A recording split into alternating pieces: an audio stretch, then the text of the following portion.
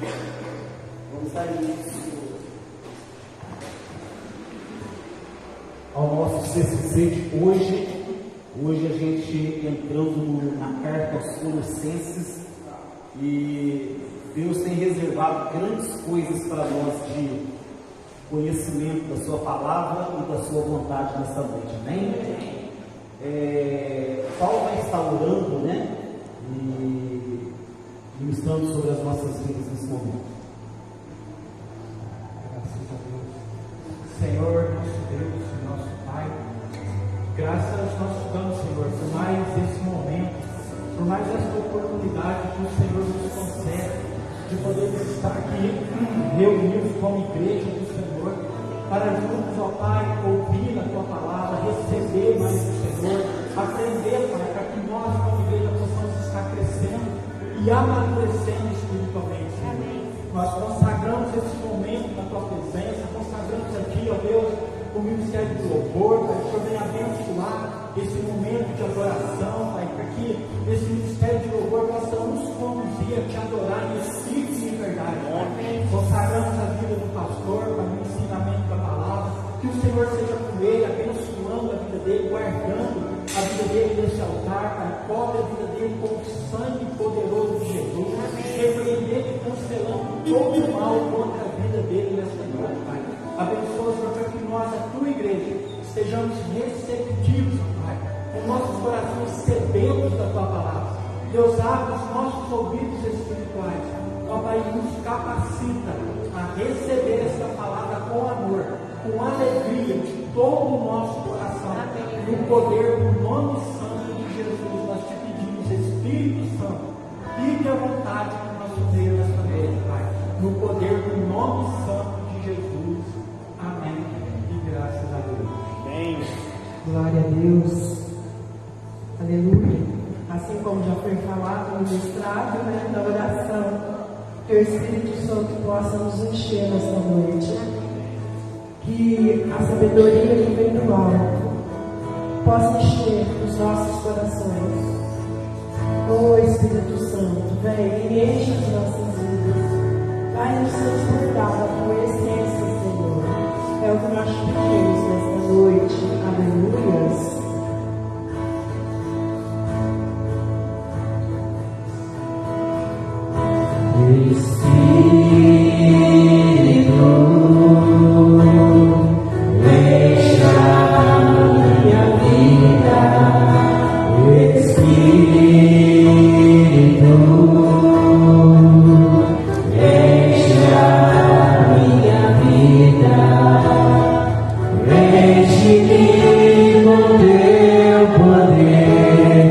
Pois em ti eu quero ser.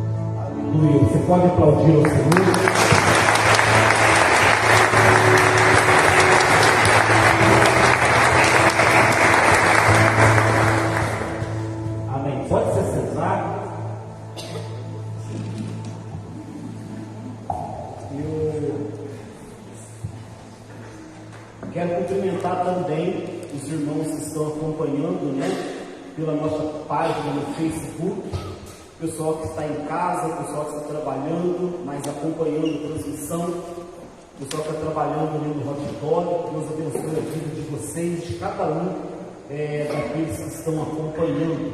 Amém? Pode abrir a sua Bíblia na carta aos Colossenses, no capítulo 1. Carta aos Colossenses, no capítulo 1. Como já foi avisado, né, vocês já sabem, nós, durante 4 semanas, vamos estar estudando a carta aos Colossenses, um capítulo por dia. Talvez o tempo, né, não seja suficiente para a gente encerrar um capítulo, mas aí a gente arremata na próxima quarta, quando isso acontecer.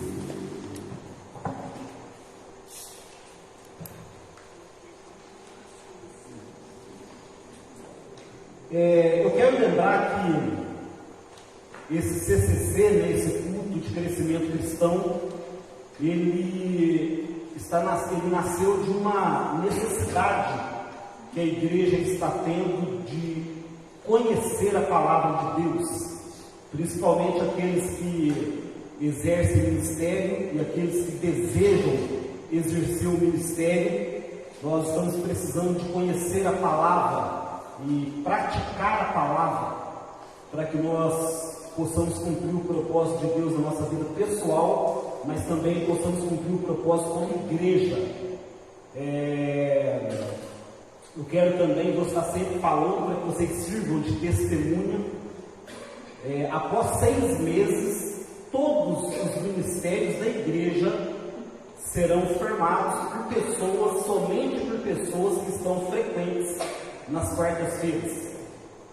Depois de 6 meses, todos os ministérios da igreja serão formados somente por pessoas que estão frequentes na quarta-feira. Por isso, o Ministério de Recepção está mantendo uma lista atualizada de presença, né? Então, algo que Deus me colocou no meu coração não me importar como que vai ser, tem tanta gente exercendo o ministério, como vai ser. O que Deus colocou no meu coração não importa. O que importa é que nós tenhamos ministérios sendo exercidos por pessoas que estão crescendo no seu relacionamento com Cristo, no seu conhecimento, no seu testemunho, na prática da sua fé, né?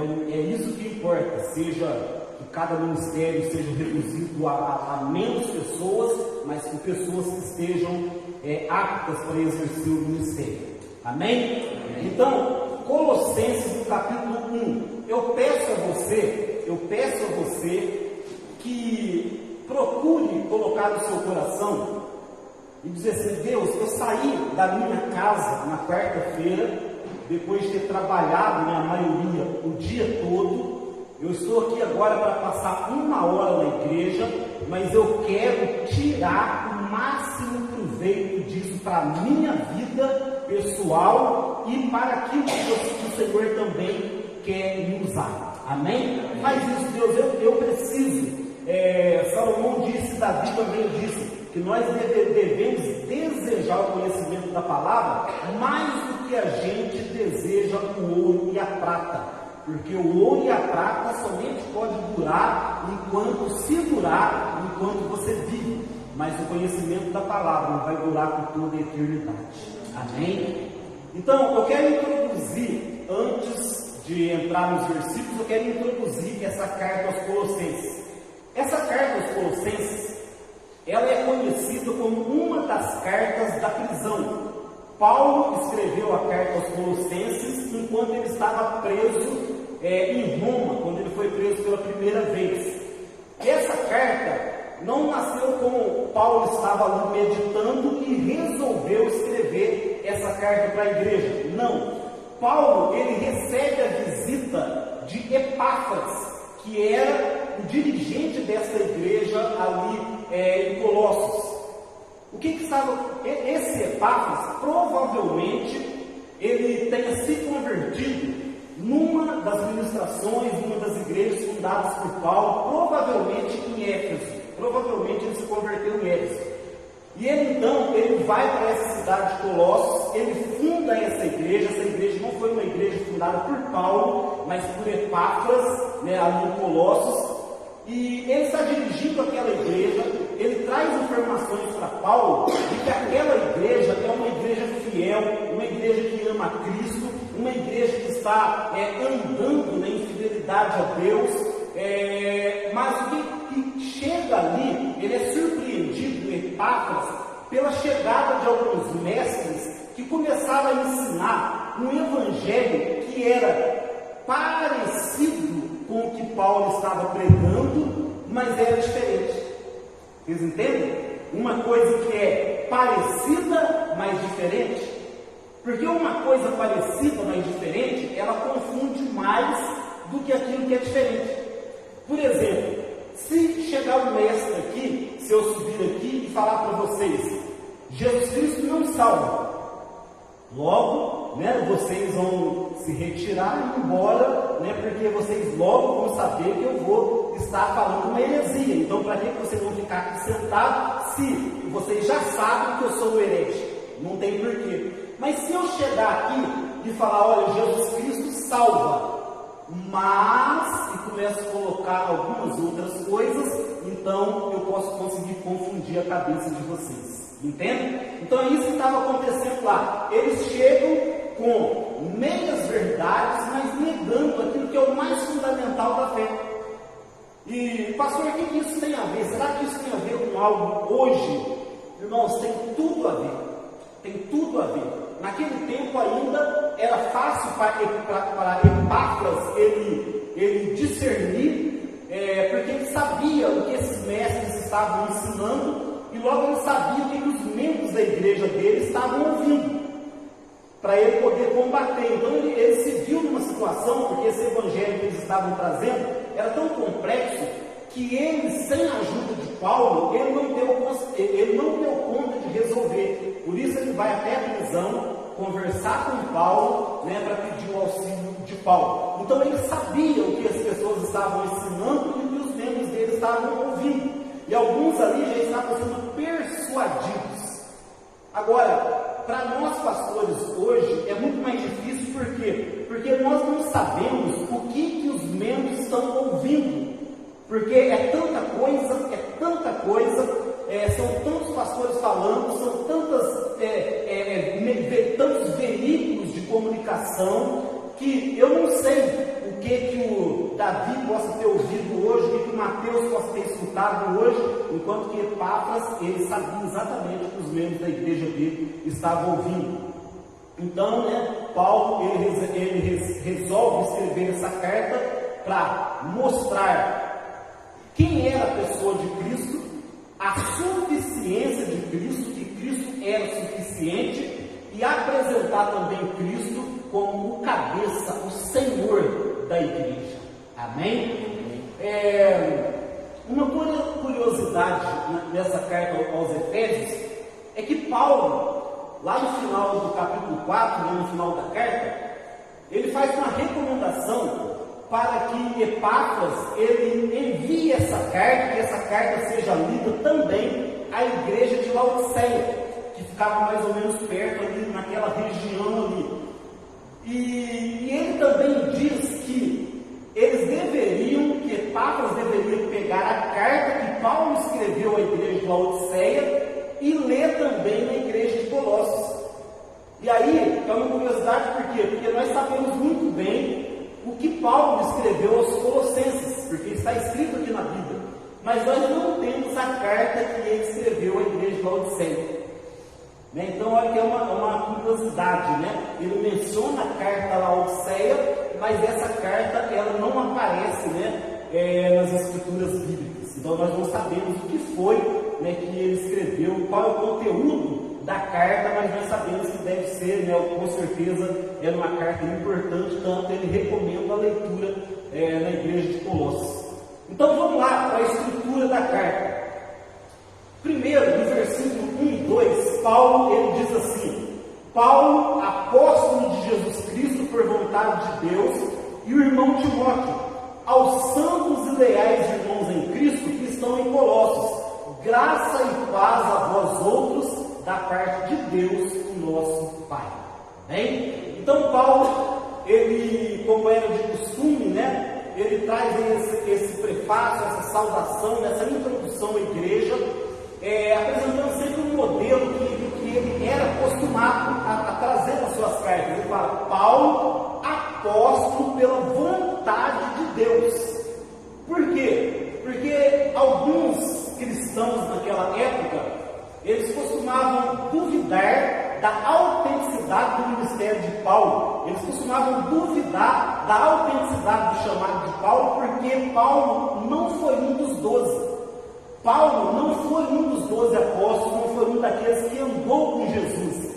Então, alguns cristãos ali, eles tinham dificuldade em aceitar Paulo, né? Já que ele não foi um dos 12. E ele então, ele sempre diz: olha, Paulo, apóstolo de Cristo pela vontade de Deus, ressaltando o encontro maravilhoso que ele teve com Jesus na estrada de Damasco e do chamamento que ele teve do próprio Deus através de Jesus Cristo. Então, nós vemos no versículo 2 que ele trata os irmãos ali, né, em Colossos, graça e paz a vós outros. Ele chama eles de são leais, irmãos leais. Então pode ver que mesmo que no meio de uma igreja leal, pode surgir pessoas trazendo heresias, trazendo coisas para poder confundir a cabeça das pessoas. Por isso é muito importante que aqueles que exercem o ministério, eles tenham o conhecimento daquilo que é a vontade de Deus, daquilo que é bíblico,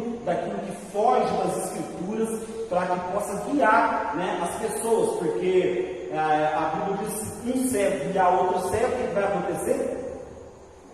O que a Bíblia diz, gente? Ambos vão cair no buraco, não é? O versículo 3 e 4, Paulo, ele vai dar graças a Deus pela vida dos colossenses. Então preste atenção aqui, né, ainda não na carta. Paulo vai dar graças a Deus, ele vai agradecer a Deus pela vida dos colossenses. Por quê? Por 3 coisas. Versículo 3 e versículo 4. No 3: damos graças a Deus Pai de nosso Senhor Jesus Cristo, rogando sempre por vós, desde que ouvimos falar da vossa fé em Cristo Jesus e do amor que temos por todos os santos. E no 5: por causa da esperança que está reservada para vocês no céu. Amém? Então, aqui Paulo apresenta 3 razões pela qual ele está dando graças. Primeiro, pela fé dos colossenses. Paulo está exaltando que, olha, vocês receberam o Evangelho e vocês estão mantendo a fé de vocês firme nesse Evangelho que vocês receberam. Segundo lugar, ele dá graças a Deus pelo amor dos colossenses. Vocês não apenas falam que têm fé, mas vocês demonstram essa fé através do amor. O amor dispensado entre vocês cristãos revela que a fé de vocês, ela é uma fé autêntica e uma fé verdadeira. Amém, gente? Porque de nada adianta eu disser que tenho fé se essa fé não for manifesta através do amor. Então, o segundo motivo que ele dá graças, né? O primeiro é pela fé, segundo pelo amor e terceiro pela esperança. No começo do versículo 5, né? Ele vai dizer, então, pela fé, pelo amor e pela esperança, que são as 3 coisas que Paulo sempre destaca nas suas cartas como sendo as virtudes mais importantes. Por exemplo, como nós vamos em Coríntios 13, ele fala que agora, né, tem muitas coisas, mas que 3 são principais: a fé, a esperança e o amor, sendo que o maior delas é o amor. Amém? Então, fé, amor e esperança precisa fazer parte da verdadeira igreja, daquele que uma das evidências que você pode ver se você é salvo, e nós vamos precisar fazer esse autoexame a respeito da nossa própria salvação. Então, evidências de que você é salvo: eu estou firme na fé, eu demonstro essa fé através de outras coisas, né, quando surgem situações e tal, eu tenho fé, e a minha fé, ela está voltada para esse Deus, por isso eu não me abalo diante das circunstâncias, né, eu sempre enfrento de cabeça erguida, porque eu tenho fé nesse Cristo que me salvou. Esta fé é demonstrada através do amor, por querer servir as outras pessoas, por querer ver o bem das outras pessoas, por desejar que os outros sejam salvos, que eles tenham sucesso, né, que eles tenham vitórias. Então, o amor para ajudar aqueles que precisam, e a esperança aqui não é como a conotação da palavra no português, onde você espera algo que pode ser que aconteça, pode ser que não aconteça. Não, no grego, a palavra esperança, ela tem a conotação de certeza. É algo que você está esperando. Você sabe que aquilo vai acontecer. Você pode até não saber que horas vai acontecer, que dia vai acontecer, mas a esperança aqui está naquela questão: estou esperando algo que vai acontecer. Amém? Então, essa é a esperança que a igreja tem. Não é uma esperança que, será que vai acontecer? Será que Jesus vem buscar a sua igreja? Ele vem buscar. Eu não sei quando, mas ele vem buscar. Não, será que Jesus, ele morreu na cruz e é suficiente? Sim, é suficiente. Será que ele vai me abençoar? Sim, ele vai abençoar. Será que ele vai me dar vitória? Sim, ele vai me dar vitória. Eu não sei se ele vai me dar vitória amanhã ou depois de amanhã, mas eu sei que ele vai me dar vitória. Então eu estou esperando. Essa é a esperança, né, que aparece aqui no texto. Amém? Amém. E essa é a esperança que a igreja precisa ter. No versículo 5 e 6, Paulo então vai destacar como eles chegaram nesse ponto. Então olha só aqui primeiro. Paulo vai destacar aqui por que os efésios eles chegaram nesse ponto de estarem firmes na fé, de estar demonstrando essa fé através do amor e de ter essa esperança viva e certa. Ele vai falar o porquê no final do versículo 5, a partir do versículo 5 e no 6. Da qual já ouviste pela palavra da verdade o Evangelho. Amém? De onde vinha essa fé, esse amor e essa certeza? Do Evangelho. Irmãos, aqui está, né, no Evangelho, está para nós tudo que nós precisamos para que nós possamos ter a nossa fé alicerçada, para que nós possamos exercer o amor e esperar aquilo que a Bíblia fala que está por acontecer. Amém? E aí ele continua ainda no 6, dizendo assim: esse Evangelho da verdade, né, que vos alcançou, e da mesma forma está chegando em todo o mundo, frutificando e se espalhando, assim como ocorreu entre vós, desde o dia em que ouvistes e conhecestes a graça de Deus na verdade. E olha que coisa maravilhosa. Então Paulo está falando, é por causa desse Evangelho verdadeiro que alcançou vocês, da mesma forma que está alcançando pessoas do mundo inteiro, e que está produzindo fruto, e ele está se espalhando, né? Assim como está acontecendo no meio de vocês. Então a igreja de Colossos era uma igreja que estava crescendo, em pleno desenvolvimento, não apenas em um número de pessoas, mas de pessoas que faziam a vontade de Deus. Sem muitos recursos como nós temos hoje, né? Não tinha aí a força da internet, não tinha esses veículos aí que transportam as pessoas tão rapidamente de um lado para o outro, com muita perseguição, mas ainda assim o Evangelho estava crescendo e as pessoas estavam andando na vontade de Deus. Glória a Deus por isso, irmãos. Isso é o que nós precisamos. Nós queremos uma igreja numerosa? Claro que sim, mas antes de qualquer coisa, que esse número de pessoas que estejam na igreja sejam de pessoas salvas, de pessoas que servem a Deus, de pessoas que sejam fiéis a Deus. Então, que é melhor você ter um grupo de uma igreja com 20 pessoas, onde essas 20 pessoas querem Deus, amam a Deus, estão vivendo a vontade de Deus do que você ter 100 pessoas na qual 80 não querem, porque essas 80 vão enfraquecer os 20. Então, se você tem 20, é possibilidade de chegar ao 21º, que vai também ser fiel, porque tem 20 exemplos, vai chegar ao 22º, que tem 21 exemplos, vai chegar ao 23º, e assim por diante, e logo nós teremos 100 que verdadeiramente são salvos, que vivem na vontade de Deus, e esses 100 vão ganhar mais 100, e mais 100, e mais 100. Porque o Evangelho verdadeiro, quando ele alcança a vida de uma pessoa, ele é contagiante. Amém? Então, o que Paulo, aí no versículo 7, Paulo, ele vai defender a autoridade do ministério de Epáfras. Por quê? Porque esses mestres estavam desautorizando Epáfras diante da igreja, que é o que muitos pastores fazem hoje também. Então, o que Paulo, ele está fazendo aqui? O que aqueles líderes estavam fazendo? Dizendo que Epáfras, ele não tinha toda a revelação, eles é que tinham. Que Epáfras, o pastor da igreja, não tinha todo o conhecimento, que eles é que tinham.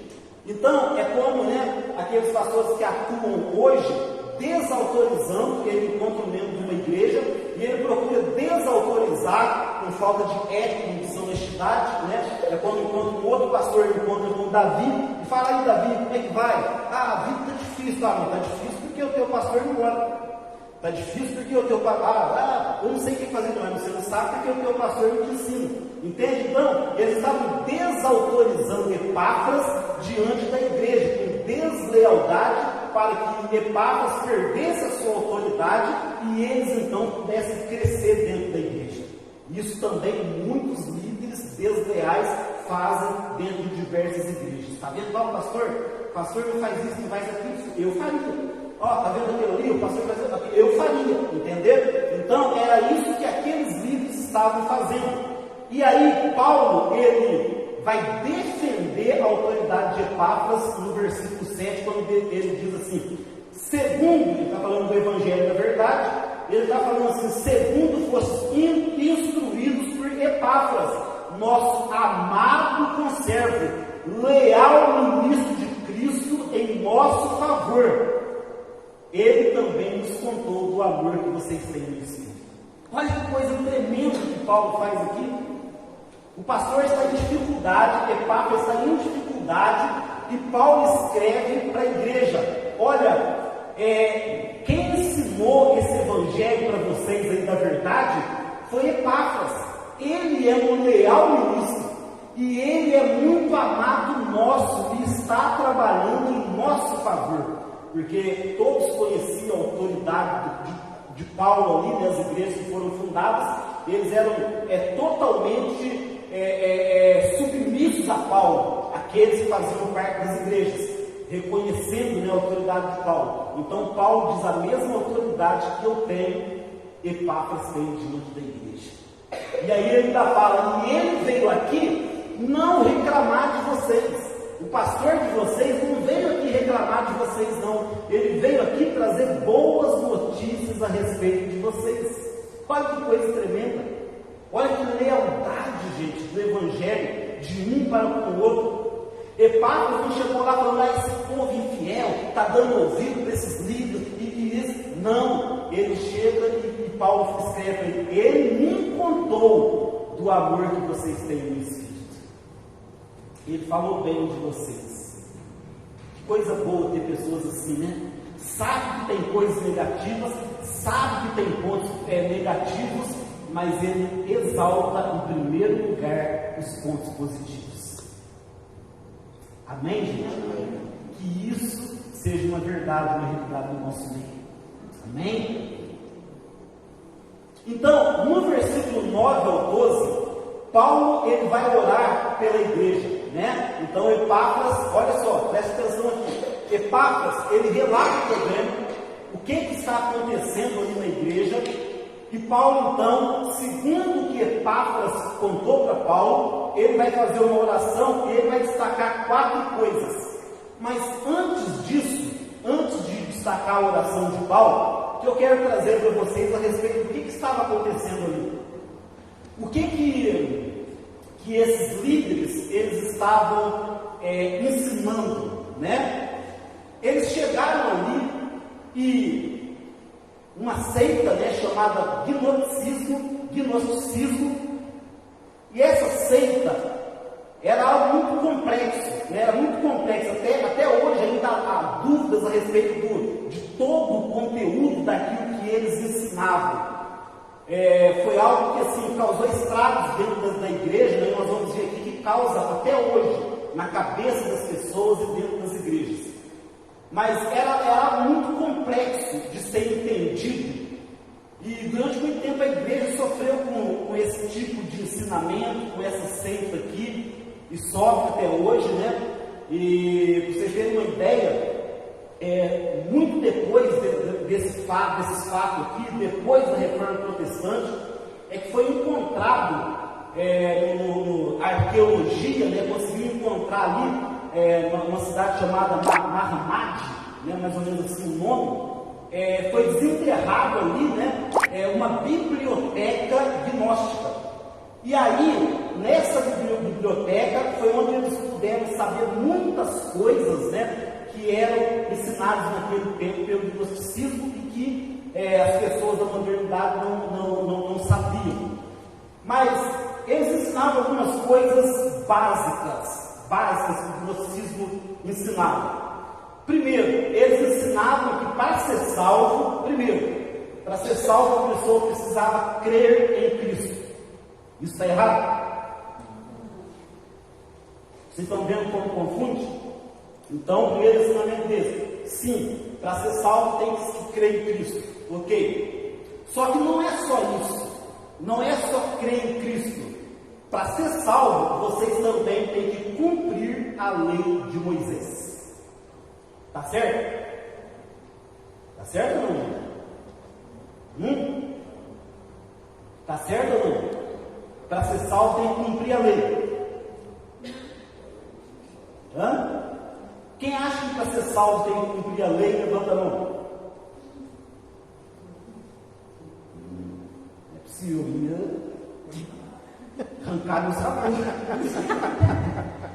Então, eles ensinavam que para ser salvo você tinha que cumprir a lei de Moisés. Ou seja, sim, você tem que crer em Cristo, no sacrifício de Cristo. Mas esse sacrifício não é suficiente. Vocês precisam também cumprir a lei de Moisés com todos os seus rituais. Porque o que eu quero que vocês entendam é que a lei foi dada por Deus. Foi dada por Deus. A lei era de Deus. Só que a lei incluía rituais, cerimônias, regras, mas incluía principalmente o amor pelas pessoas. E o que os judeus, os fariseus fizeram? Eles transformaram a lei numa lei de rituais, de regras, de cerimônias, mas que desprezava o amor das pessoas. Daí Jesus falava para os fariseus: o que adianta vocês dar o dízimo do cominho, do hortelã, muitos rituais e tal, mas negligenciam o mais importante da lei, que é o amor? O que adianta? Vocês fazem isso, fazem aquilo, mas negligencia o principal, que é o amor. Então, o que Jesus veio? Como que Jesus fez? Como que Jesus resumiu a lei? E quando eu falo da lei, eu não estou falando apenas dos 10 mandamentos, eu estou falando de toda a lei. Se você ler os livros de Levítico, Deuteronômio, você vai ver a enormidade de leis que Deus ele deu. Então, Jesus ele veio, e ele diz que ele veio para cumprir a lei. Como que ele veio para cumprir a lei? Porque a lei foi cumprida nele, através da morte dele. Porque o homem não era capaz de cumprir toda a lei. Como que eu posso simplificar isso para vocês? Jesus ele resumiu a lei em quê? 2 mandamentos. Quais são eles? Amar a Deus sobre todas as coisas e amar a Deus sobre todas as coisas e amar o próximo como a ti mesmo. E desses 2 depende o quê? Ele completou toda a lei. Ou seja, não adianta eu cumprir lá, vamos supor, não sei, viu gente, mas 998 pontos da lei, mas não amar a Deus acima de tudo e não amar o meu próximo. De nada adiantou, porque toda a lei se cumpre nesses 2. amar a Deus sobre todas as coisas e amar o próximo como eu amo a mim mesmo. Como que eu poderia resumir isso? Se a gente for em João 8, tem aquela passagem da mulher. O que a mulher era? A mulher que foi pega lá no dono, o que ela era? Adúltera. Não era prostituta, porque prostituta não era apedrejada, não, era adúltera que era apedrejada. Então era a lei de Deus. A mulher foi pega em adultério e a lei dizia o quê? Tal mulher deve ser apedrejada. Então, quando os fariseus levaram aquela mulher até Jesus e jogaram aos pés de Jesus, eles estavam em posse da lei. Eles tinham a lei, eles não fizeram algo que eles resolveram fazer. A lei dizia que eles podiam fazer.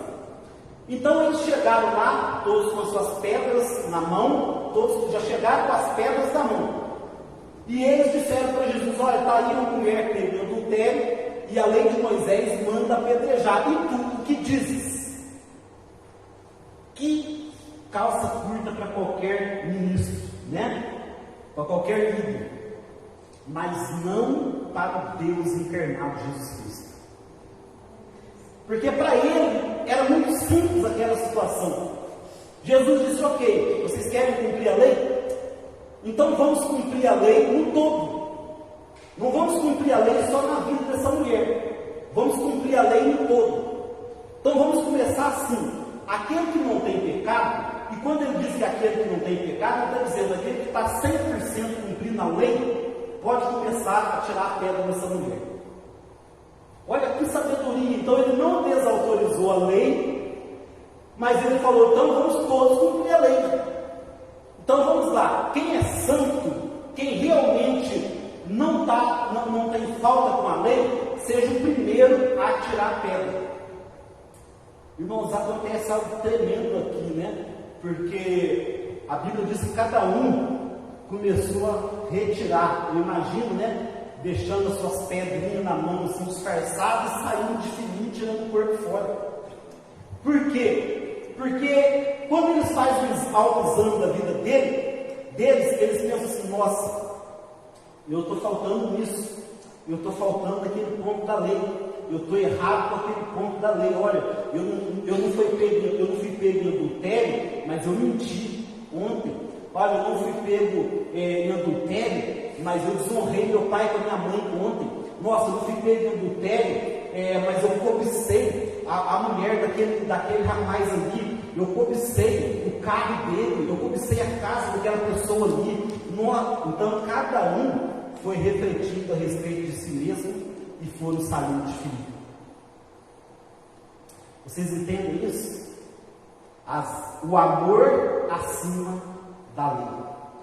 A lei diz que a mulher deve ser apedrejada e morta, mas o amor diz que ela merece mais uma chance de deixar de pecar. Glória a Deus. Porque Jesus fala para ela: olha, cadê os teus acusadores? E ela diz: nenhum me acusou. Nenhum te acusou. Ficou para te acusar? Ela disse: não. E aí Jesus falou para ela: vá e não. Antes disso ele fala uma coisa tremenda que não pode passar despercebido.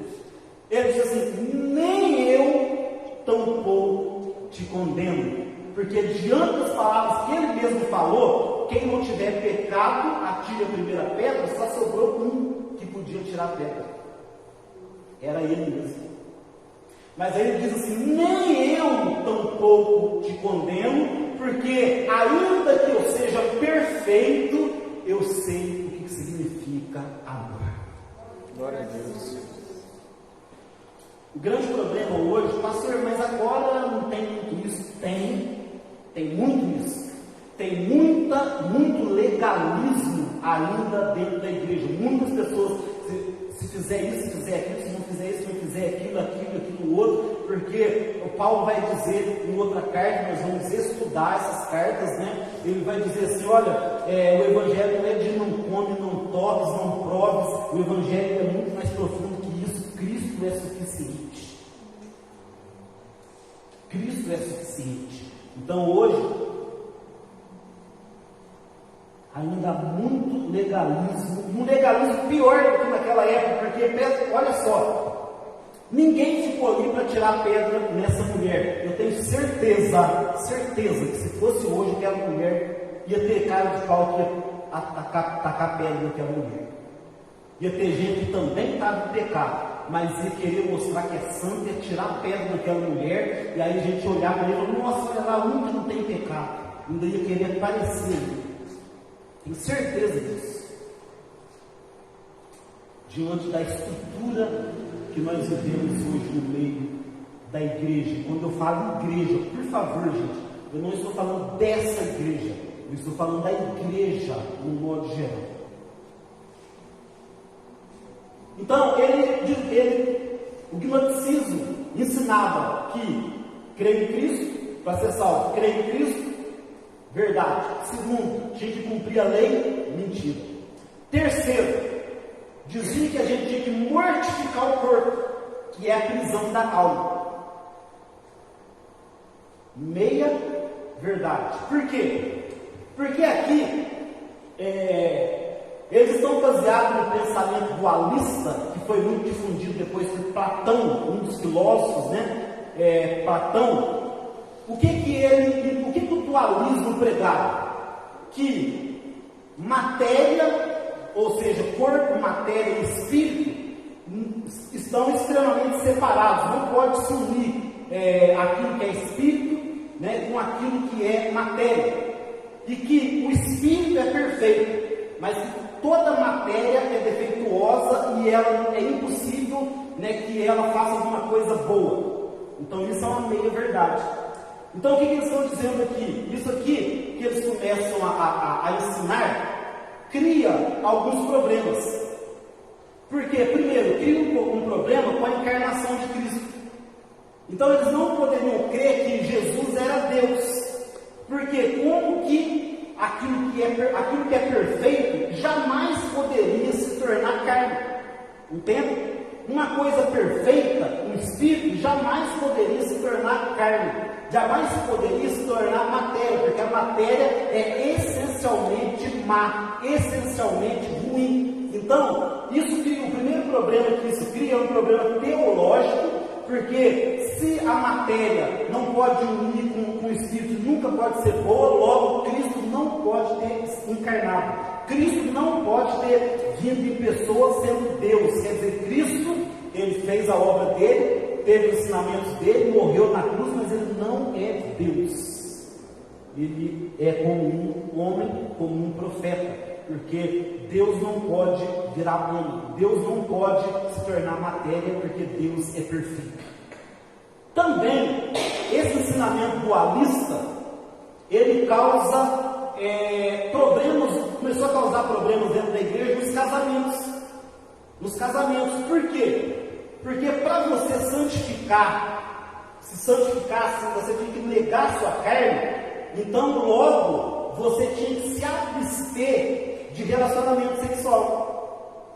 Entende? Então o que eles entendiam? Que o sexo era a parte suja do casamento. E aí, muitas pessoas ali começaram a querer, sendo casados, fazer o voto do celibato. Entende? Aí depois, Paulo, lá no capítulo 7 de Coríntios, vai tratar desse assunto. Ele falou, não, se você casou, sexo é dívida, tem que pagar. Entende? Então, basicamente, é isso que Paulo vai ensinar, mas começou naquele tempo, e daí também surgiu esses costumes, né, esse ensinamento dualista, dos monges, do voto de celibato que é feito hoje, né, por algumas igrejas, né, que o ministro ele não pode casar, ele tem que ser uma pessoa que não tem um envolvimento, né, com esse tipo de coisa carnal. E então daí os monges também, porque muitas pessoas começaram a se autonegar, né, e se afastar do convívio das pessoas e passar a viver nas montanhas, né, negando a si mesmo, negando comidas prazerosas, negando o convívio, porque é impossível, né, você conviver no meio de gente. Começava a negar, a querer negar, não sentir desejos carnais pela sua própria força. E nós sabemos que isso não funciona, porque a única maneira, né, da gente vencer os nossos desejos carnais é andar em espírito. Amém? Porque a Bíblia fala, andai em espírito e vocês vão mortificar os desejos pecaminosos da carne. Mas não, eles podiam fazer uma autonegação, né, para que eles pudessem então ser elevados, né, a essa posição de espiritualidade. E outra coisa que o pensamento dualista, né, e o gnosticismo ensinava, é que a pessoa precisava ter um conhecimento secreto. Daí o termo gnosticismo, que vem de gnose, porque a palavra gnose significa conhecimento. Então, gnosticismo é isso, né? Eles achavam e eles pregavam que para que a pessoa pudesse ser salva, ela precisava ter um conhecimento secreto. Em que consistia esse conhecimento secreto? Na adoração a anjos.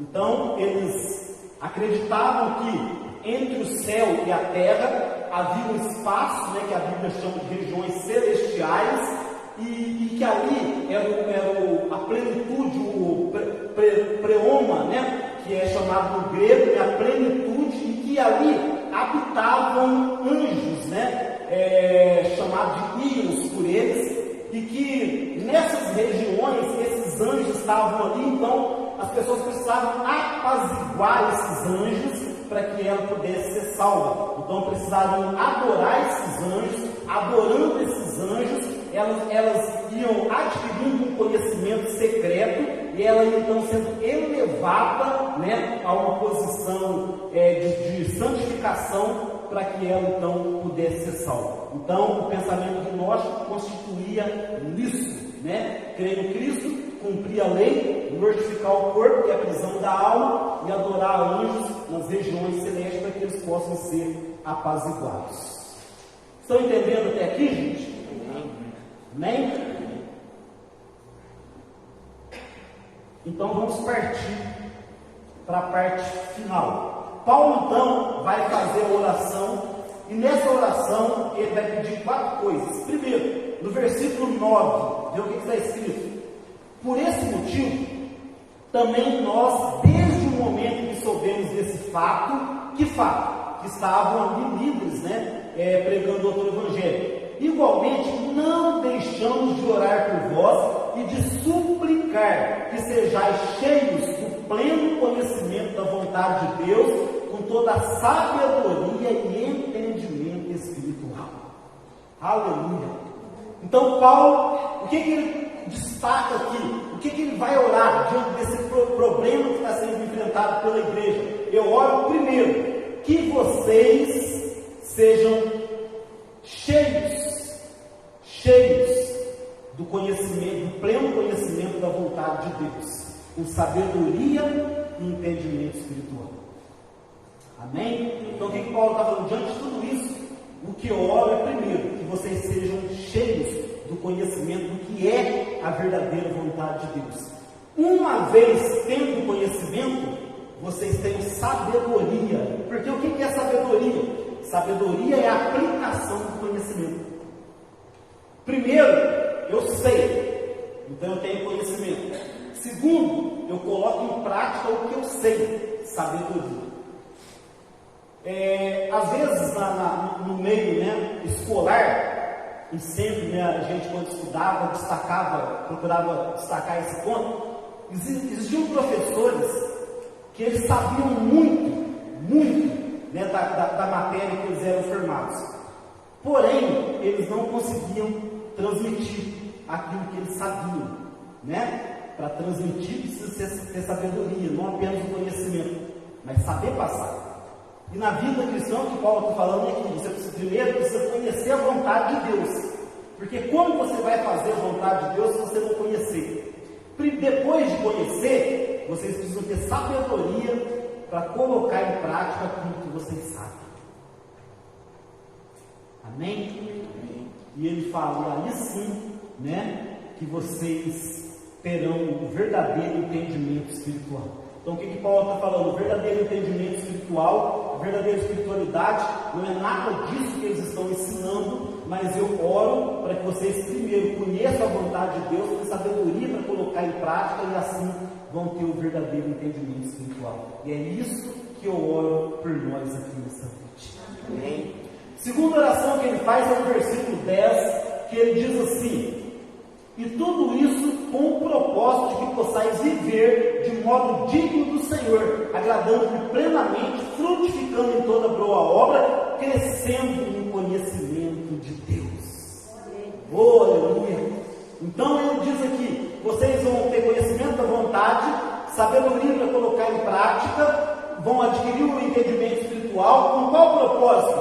Não é só para ficar cheio, é para que vocês possam viver de modo digno do Senhor, para que vocês possam ter dignidade para servir a Ele, e mais, para que vocês agradem a Ele plenamente, e que vocês produzam frutos de boas obras, e assim crescendo cada vez mais no conhecimento de Deus. Isso é tremendo, gente. E eu oro por isso por nós aqui nesta noite. A terceira oração que ele faz lá no versículo 11, que é assim: sendo fortalecidos com todo o poder, segundo a maravilhosa força da sua glória, para que com alegria tenhais absoluta constância e firmeza de ânimo. Então ele fala: eu oro para que vocês sejam fortalecidos, capacitados, empoderados na fé de vocês. Como?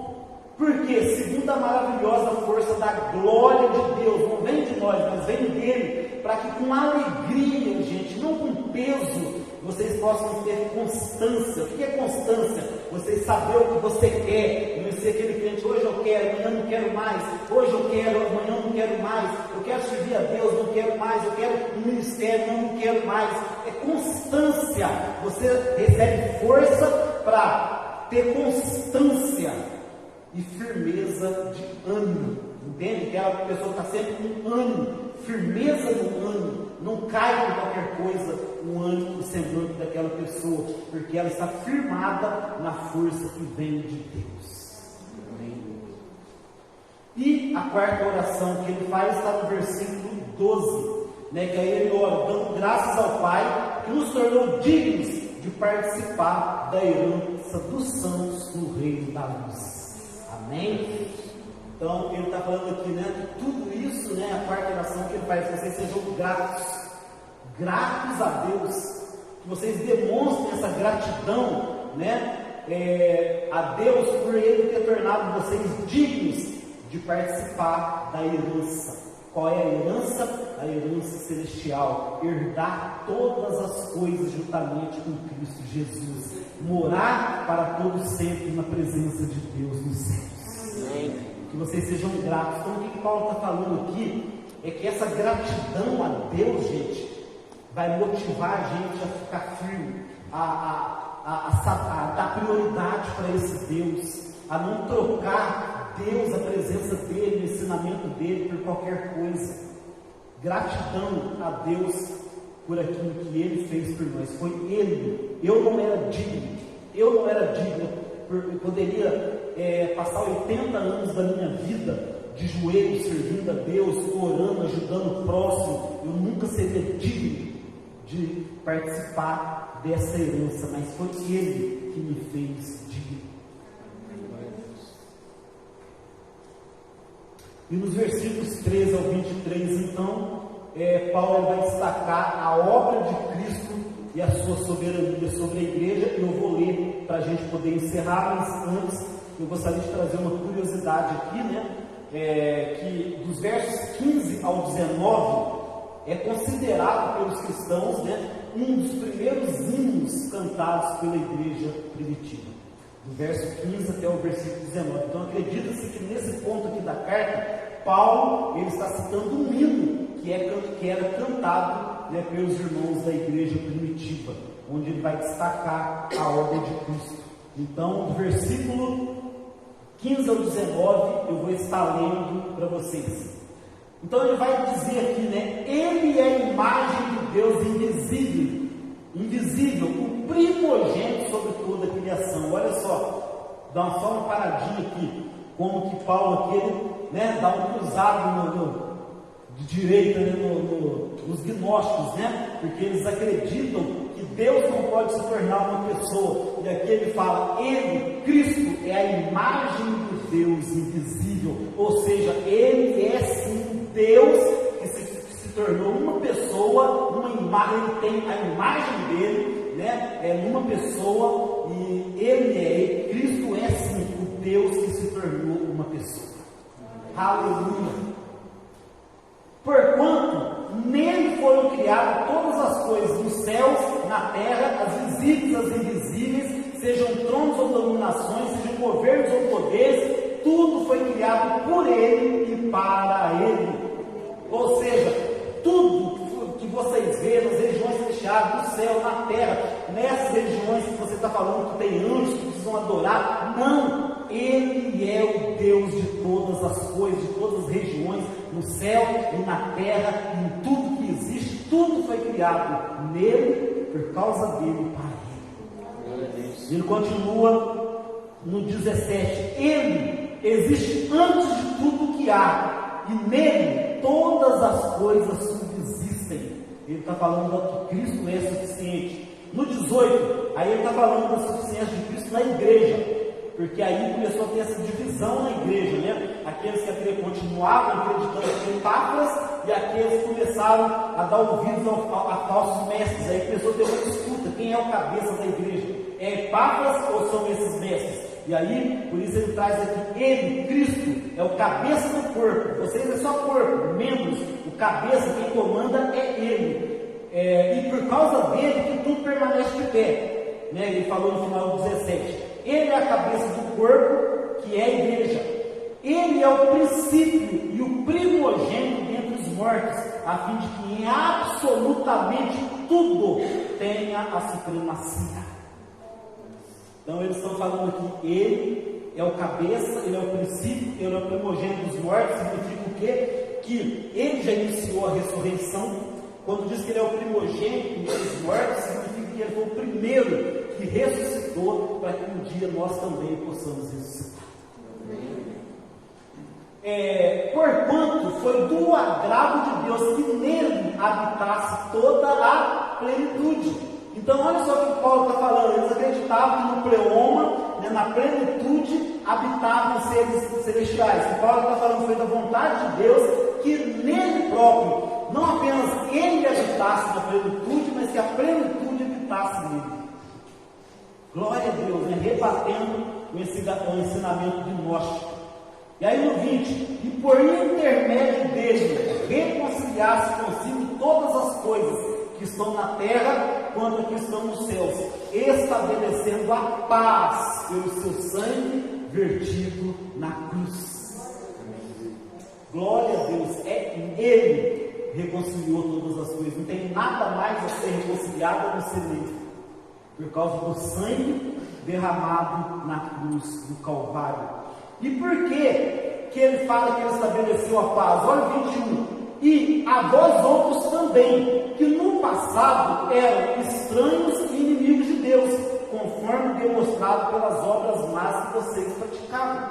Então quer dizer, pode ter paz entre inimigos? Não. Então por que ele estabeleceu a paz? Porque nós, e ele fala, vocês também, Colossenses, vocês também, Igreja Bíblica de Aliado, você Luiz Carlos, você Davi, você Fábio, você Mateus, no passado também era inimigo de Deus. E não era inimigo de Deus porque Deus queria ser teu inimigo, era inimigo de Deus pela obra má que vocês praticavam. E foi reconciliado agora por causa de Cristo. No 22, agora, entretanto, ele vos reconciliou no corpo físico de Cristo, por meio da morte, para vos apresentar santos, indesculpáveis e absolvidos de qualquer acusação diante dele. Glória a Deus. Aleluia! Porque eles estavam sendo acusados de que eles estavam, se eles não fizessem isso, se eles não cumprissem a lei, se não adorassem o anjo, se não mortificassem a carne.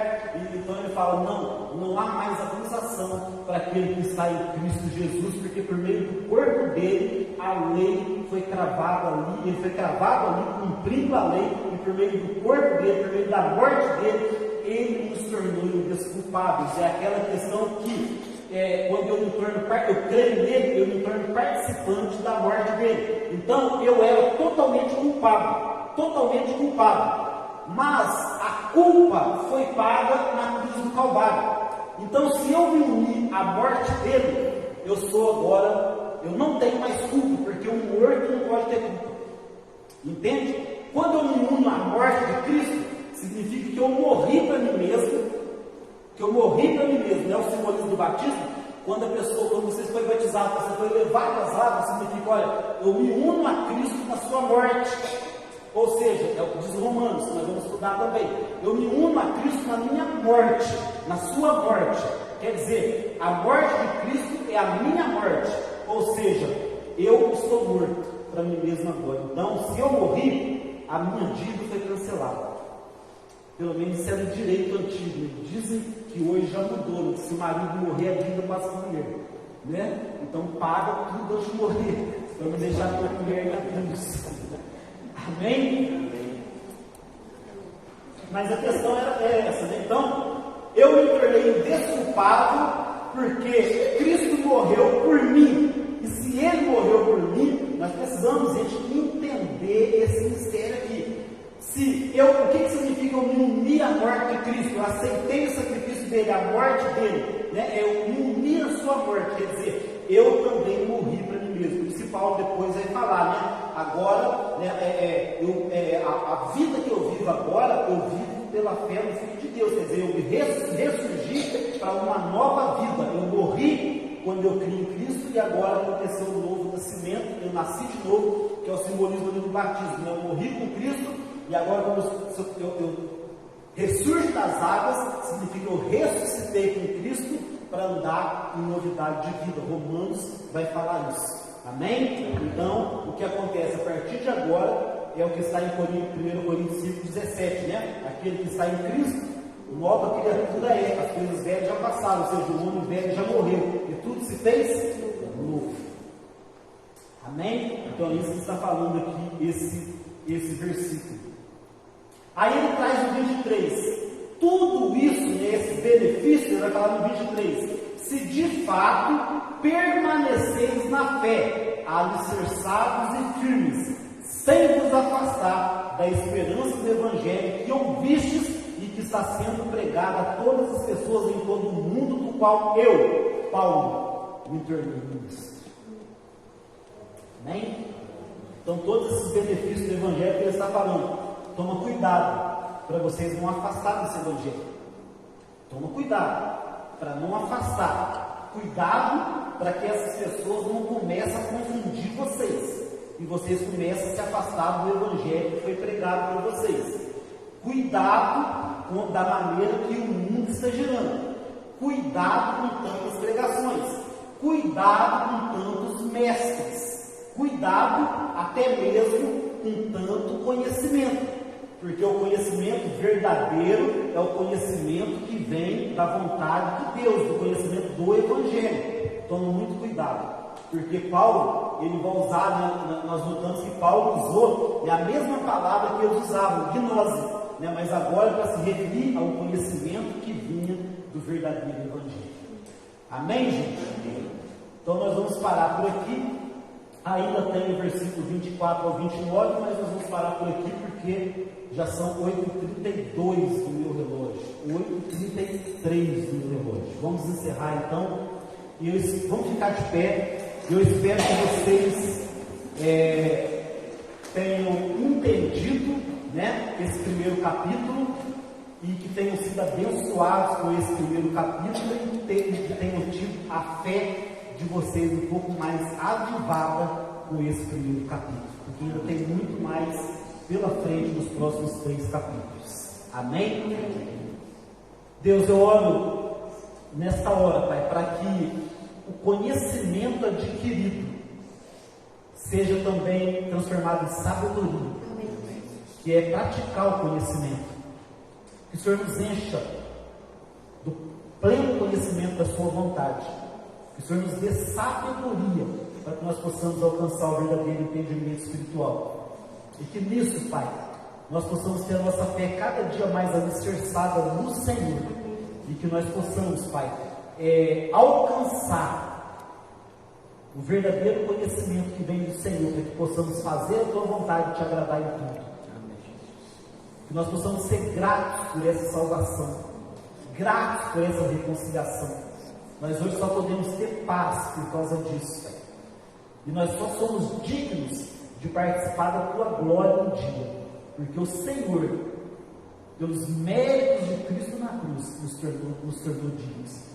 Abençoa, Pai, as nossas vidas e que nós possamos, ó Pai, cada dia mais desejar esse crescimento espiritual na Tua presença. Nós oramos e te damos graças no nome de Jesus. Amém. Amém. Comente, irmão, com a paz, Senhor, que Deus abençoe.